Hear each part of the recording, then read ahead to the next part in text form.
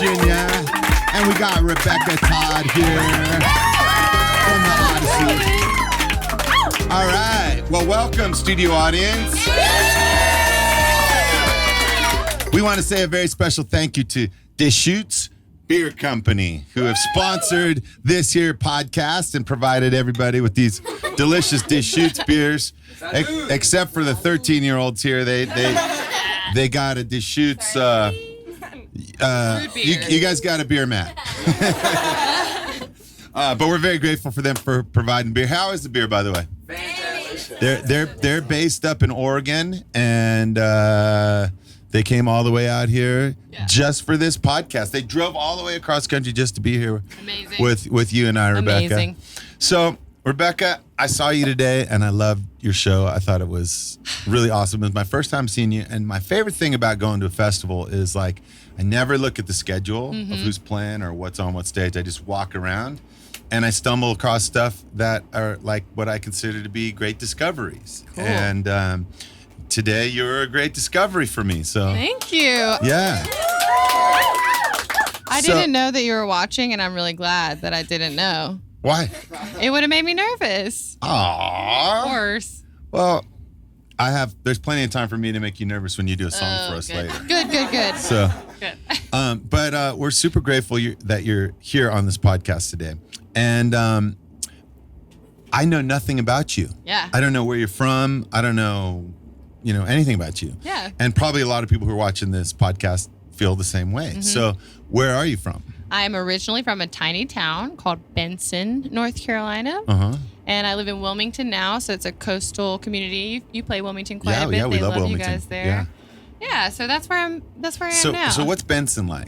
Ooh, Benson is tiny. It's about 3,000 people, maybe 5,000. Mm-hmm. They're going to get mad if I misquote, but something like that. It's a small town, a couple stoplights, and I grew up right in the downtown, which is about 4 blocks. And what happened downtown? What did you guys like for entertainment? What did you guys do on a Friday night in Benson? A lot of people like to tailgate and do what they call cruising, where they do a loop around.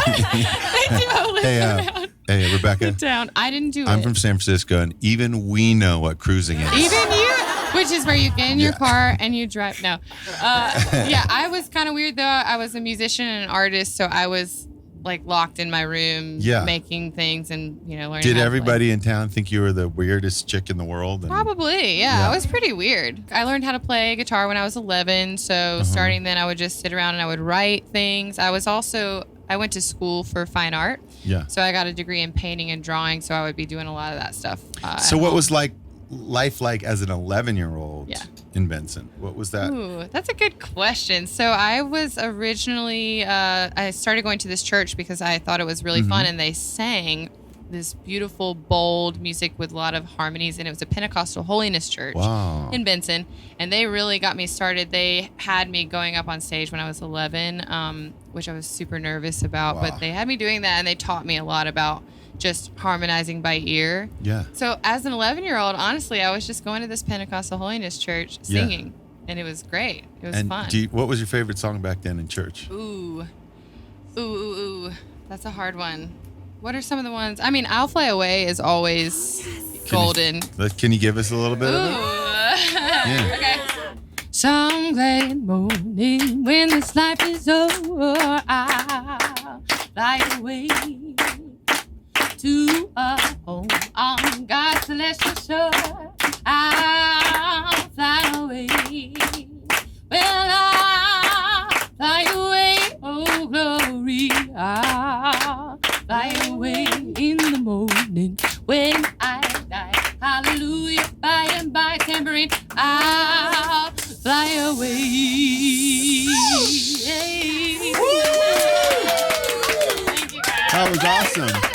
Good tambourine. So you were going to church and you're going to church because you love the music. Yes. But was the church itself something that you were into? Like, were you down with the philosophy of the church? And I had so many. You at age 11? Very much. I had a lot of really interesting experiences. You know, I was involved in a lot of different things because of music. I was like a worship leader at this summer camp and all kinds of stuff. And all the different denominations were really interesting. The Pentecostal holiness people are running up and down, all this crazy energy. And I mean, I love it. It's like they were putting on this amazing show and you wanted to come watch. You know, you're like, what's going to happen this week? Is somebody going to get touched by the Holy Spirit and like fall out in the middle of the floor? You never know. You? I didn't. I had somebody. It's not too late. No, you can make it happen right here. It's not too late. Maybe we can try. I think it's going to be you. So then as a teenager, you were still involved in church and all, because I remember when I was a kid, it was like Wednesday night was Bible study, catechism. Friday night was youth group. Saturday was clean the church. Wow. Well, what Sunday did you was grow go up to with? church. My mom played organ in church, played piano in the church. Then it was like church social after church. You know. Nice. And I grew up in a similar sort of thing. Except my church is not a holy roller church. It was more like very kind of gothic hymns and really that's it. It's all so different, and it always gets me when I go to a new one, because I got so used to talking and saying stuff, amen and all that. When you go to quiet churches. What are we doing here? Is God gonna strike us? So what was the toughest part for you of being a teenager? What's the hardest thing of growing up? Man, the hardest part about being a teenager. Yeah, Benson was a little tough for me, for sure. I didn't fit in, like I was saying, because I was so different, and always playing music and art. High school, I kind of was just a loner. You know, I was in choir, and I was like the show choir girl.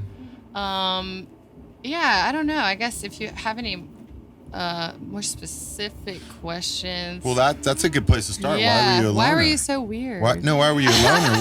Why did you feel like people were isolating you, or did you feel withdrawn and you just needed to be alone, or I guess, what was it that made you feel like you needed to be alone? It's funny. Okay, so I guess when I knew from a very young age that I wanted to do what I'm so blessed to be doing now, which is singing with an awesome band, at this great festival.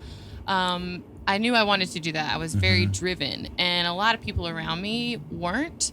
And sometimes they would kind of use that in a way, because they didn't understand me. They would maybe try to make me feel like I was the weird one. And I was like, no, I'm just the one. I'm just driven. I'm trying to pursue my dreams here, and I'm still doing that. And you get it. It doesn't matter what age you are. You get it from different age groups. But yeah, man, I just kept being weird.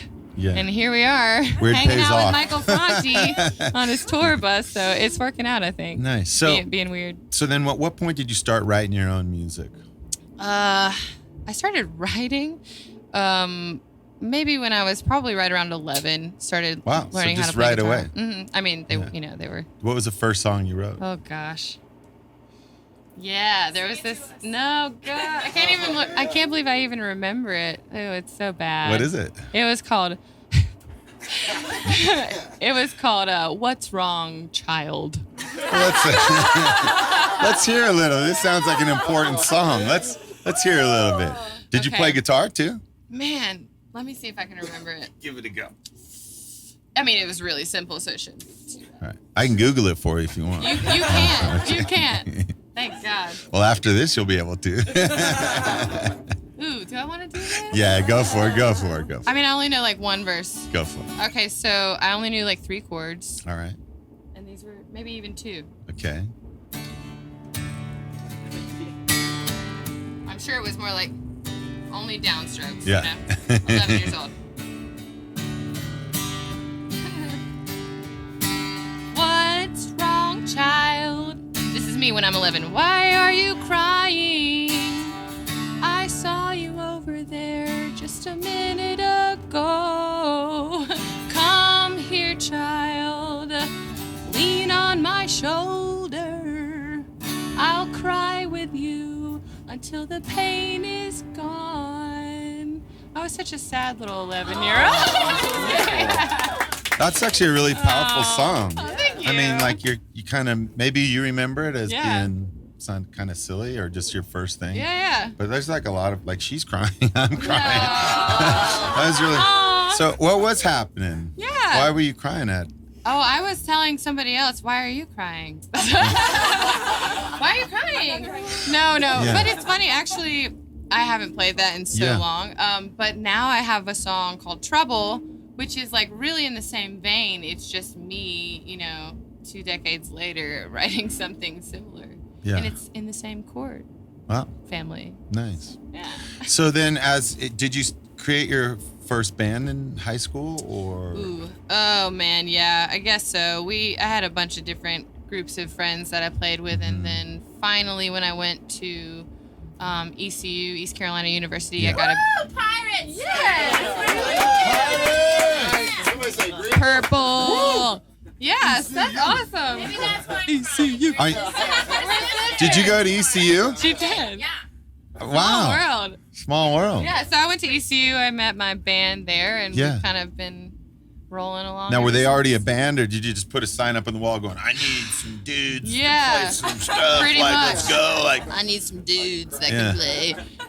So I got a bunch of guys that could play, and it's my band is called Rebekah Todd The Odyssey, Yeah. and it has literally been an odyssey. Like every couple of years, somebody moves or somebody can't play in the band anymore, blah blah blah, and we keep switching it around, which really forces you to be so driven. is that why you got hitched up with one of them? So at least one would have to stay. Exactly. I was like, I'll always have a guitar player, but he plays everything. So if I lose a drummer, sorry, bud, you gotta play the drums. And when are you guys getting married? Next summer in August. Nice. Yeah, Nice. in Wilmington. All right, North so tell me Carolina. the story. How did the proposal go down? Ooh, it's a really good You can jump in story. on here too if you want to. Yeah. Like, I don't need to horn in on this. That's all right, okay. the story, man. So we actually got engaged only like 3 weeks ago. Wow. Yeah. Yes, congratulations. Thank you. It was Yeah. really wonderful. He took us out to Bryson City, which is a mountain town Yeah, here. sure. And took us to the top of a waterfall. And when we got to the top of the waterfall, he stepped on this bush that happened to be a magical bush, and all of these lavender butterflies flew out. He told me he paid the lavender butterflies to be Wow. there. But maybe. And then he also picked this one rock where the sun was shining on it and walked us over to the Sunshine Rock, and then asked me to marry him. Well, congratulations. Thank So let's you. keep going with the music. So All right. you guys form Yeah. Odyssey, and then Yep.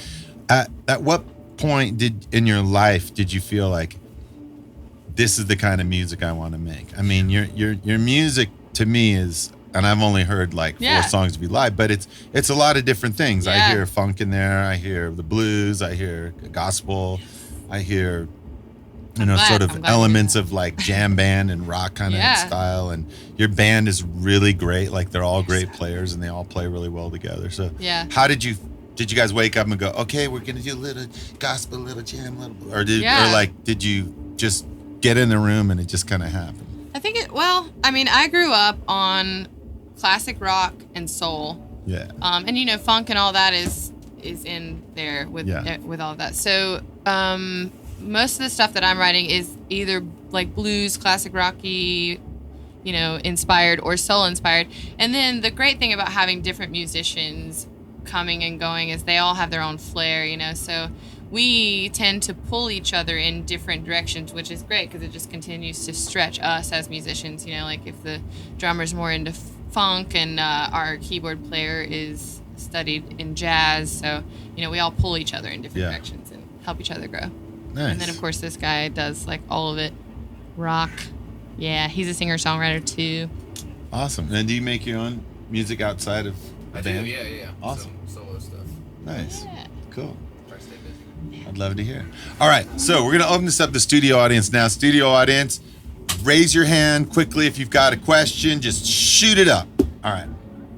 All right. Well, since you mentioned the ECU thing, I just have to ask, what in your whole time of being there, what was your favorite memory? And then also, does any of those favorite memories include playing music? Because I'm sure probably were there at the same time, but I have never heard of you, and I'm kind of bummed about that. So I wish. Yeah. When were you there?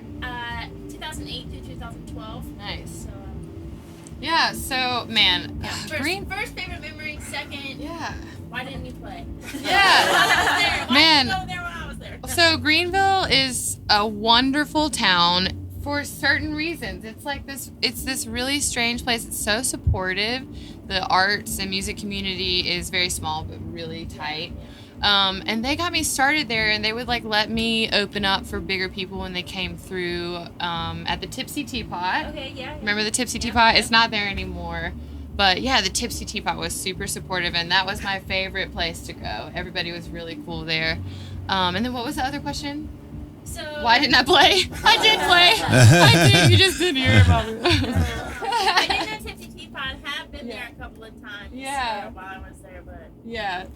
Yeah, it was a fun town. Man, Greenville's a party town. Did you play a lot of gigs in college? So was that many, like yeah. a thing? That was okay. Is that how you kind of got yourself going? I figured out that the way to make money was either to get a waiting tables job or to go play in some bars and maybe make some tips. Yeah. So I liked the other option of playing music, and I just did that as much as I could, and I made some dollars here and there. One time I had a homeless guy come up to me and ask me if he could have some of my dollars out of my tip jar. I was like, dude, you can pick up a drum and we'll split it. I'm doing the same thing. You got to sing for your supper, right? Yeah, that's right. All right, you had a question too. Yeah, so being a performer, it's all about energy, right? Like, Yeah. how are you feeling when you're, when you're out there performing, when you're playing? How are you feeling when you're writing? How are you feeling? So what do you do to get excited, pumped up before a show? Like, what's your pre-show? Do you have like, oh, I put on this song and I dance around? Like, Yeah. what Your gets you pre-show, excited? what do you gets your do? energy? Yeah. Do you have a ritual? I don't really have a ritual. Do you have a ritual? Do you? I mean, I kind of my want to know. ritual is Do you? put on my guitar and open my mouth so I sing. There you go. I mean, I train every day on the Yeah. road, so I work out every day. Yeah. And I have to take care of all the business for the band too. All this email. So there's like a routine that I have for being on the road. And I think that the one thing that I do every show is I always go out into the venue beforehand and I walk around and I look at all the parts of the venue so I can imagine, like, okay, if I was a fan on this side of the stage and watching, like, where would I want, what is the perspective, so that I know how to move on stage and I know where people are going to see, and I want to make it be as intimate experience as it can be for as many people as possible. So I try to figure out what the audience is going to be seeing out there and feeling. And then it also just gives me a sense, like at a festival today, I walk around and I see, like, what are people doing? What are people wearing? What are people into? What are they dancing to? Are people really excited to be here and happy to be in a little bit of rain? Or are they kind of like cold and not wanting to, so I try to, like, just suss out the whole thing before I go on. And then I do our sets like a DJ, like I make a set list, but we rarely follow it to the T, and I kind of see, like, oh, are people dancing? And no, then maybe we should play something else. And if people have been dancing too long, then maybe I'll play something quiet, so. Absolutely. That's really cool. I mean, that I will learn from that because it says that you care about your fans and their whole experience from start to finish. So that's great. Good advice. Yeah. So is there anything that you think you'd Oh God, you I just do, try or? to, like, shake out the nerves, and Do you get real nervous? I don't. Because I do. It's more of like it's more of like a excited, like, almost not anxious, but you get these, like, jitters, Butterflies, right before, and then it's like you get up there and you just let it go. So I call that anxiety. okay. Okay. Well, I mean, I love to experience the energy exchange that happens. Sometimes you get to gigs and they're not giving it to you. Yeah. And you have to give it to them. Sometimes you get to the gig and you're like, oh my God, I wasn't expecting this. And they're giving you so much energy that you're, like, overwhelmed in a good way. And sometimes the whole band is like, every day's different. You gotta feel it out. But I try as soon as I get up there to be like, that's really the only thing I do is to notice, are they giving it? Do I need to? Of course, you always need to give it, but, like, do I really need to give it to them and get them going? Or, like, what do we need to do here to give everybody a good experience? But I'm going to start walking around. It's a good thing to do. It's a good thing to do. Just see it. Do you find it challenging to be a woman in music? Yes. Tell Extremely. me about that. Oh, what do you want to know? Well, just what are the challenges that you face? What are the things that you come up against? What do you feel on a daily basis? If I'm going to be completely honest Yeah. with you, the thing that is the hardest, so we're currently completely independent, which means I do everything.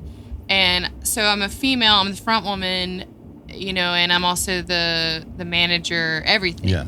And the hardest thing is a lot of times people get the assumption that if you're a girl wearing a flying squirrel outfit, that you must with a be hole in it. with That's a not hole gonna. in it.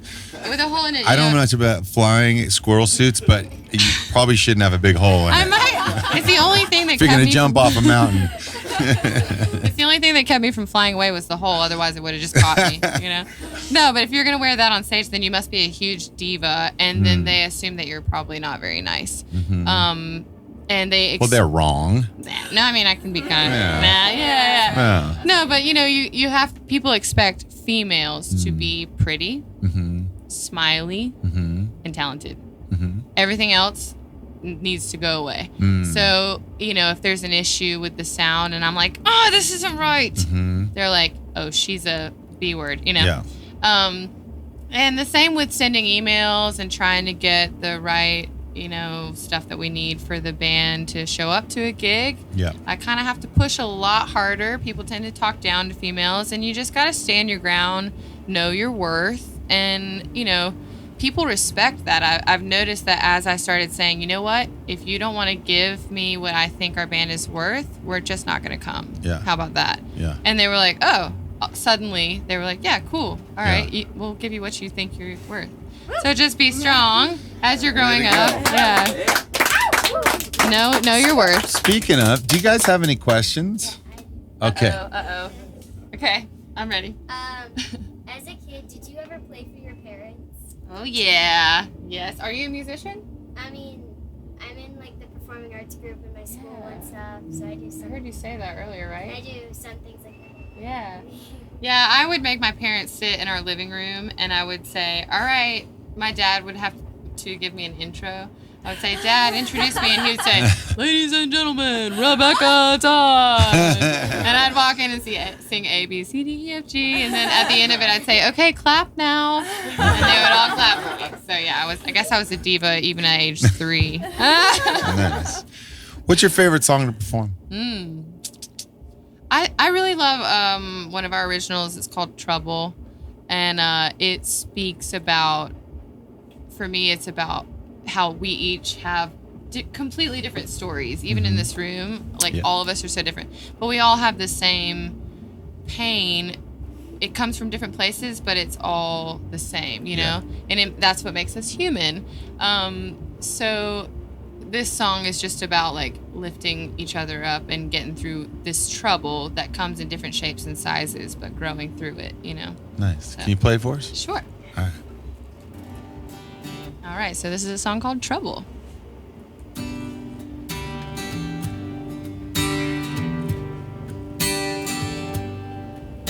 Trouble came to me like a boy in the rain, with his head hung low and his feet in puddles of shame. Trouble came to me, said, can I have a glass of water, ma'am? And I said, of course you can. Won't you come on in? Ooh, trouble came. Trouble came. Trouble stayed in my home, uninvitedly, and he ate up all that I had. Didn't leave nothing for me. Trouble stayed. Trouble stayed. Trouble stayed. Yeah. Trouble lay. Ooh, like a cold winter breeze. And he stole my daddy from me. Hit the road when you please. Trouble it, yeah. Oh, you know he left so quietly.